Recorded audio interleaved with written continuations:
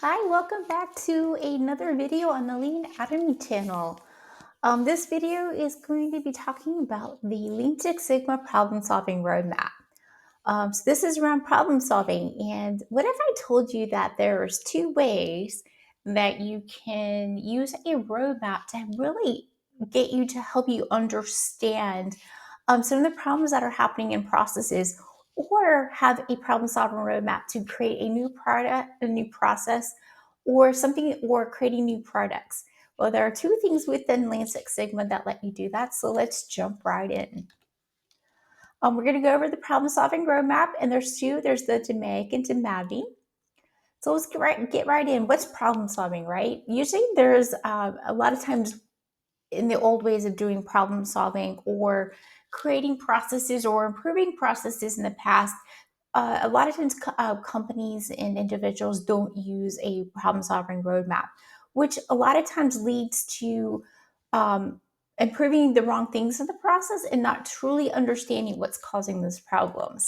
So something's just as simple. So what we're doing with these problem solving roadmaps is that we're taking a data driven structure, um, data structure approach to improving.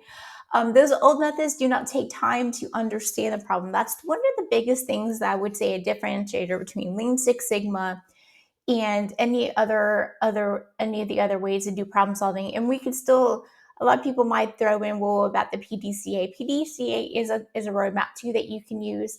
But here I'm just going to talk about the two, DMAIC and DMADV.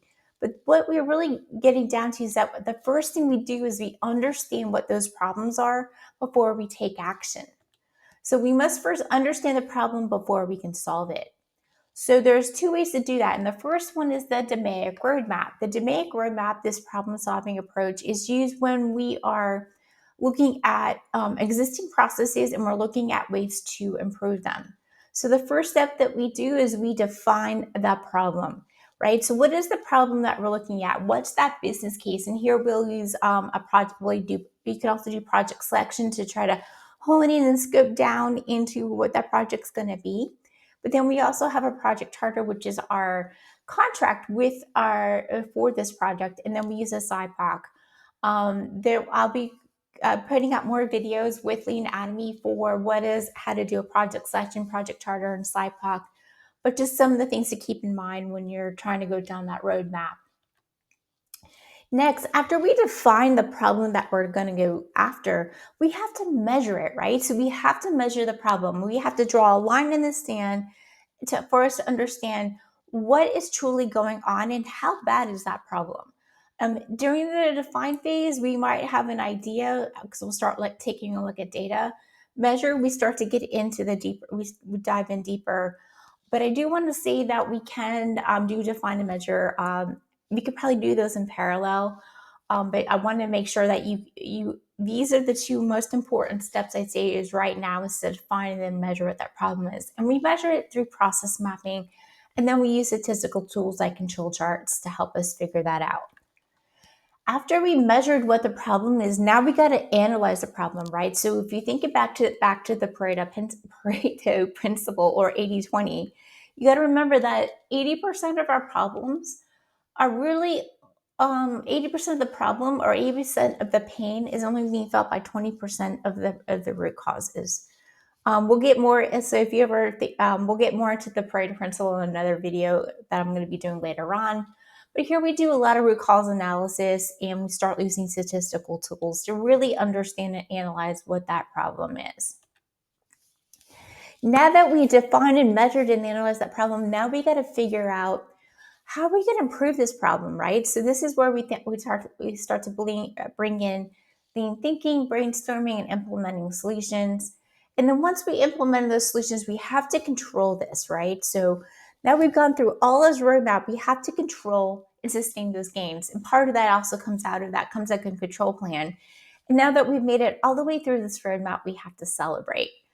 So a couple things to think about when using DMAIC, right? So remember, that's define, measure, analyze, improve, and control. Is that the benefit is that we have a data-driven approach with a series of tools that we use through each phase that guides us down our path. right? So we use it to improve processes. The challenges you might face down this roadmap is resistance to change, lack of data, insufficient resources, but the benefits outweigh those challenges because we can overcome this resistance to change. We can figure out how to work around the lack of data by collecting data manually. And insufficient resources is maybe maybe we just need to maybe prolong the project just a little bit, but we still use that roadmap. And the way we get through this is through Lean Six Sigma training. A lot of times when I'm working with clients or even my students, I have them teach their project participants, project team members, some of the wipeout training. We do make sure that we have buy-in from stakeholders, and we want to make sure we have the right tools and resources to make sure that we can do those early phases, right? That define the problem, measure, and analyze. Because if we take the time in each of those first three phases of the roadmap, it'll make that much easier when we get to improve and control.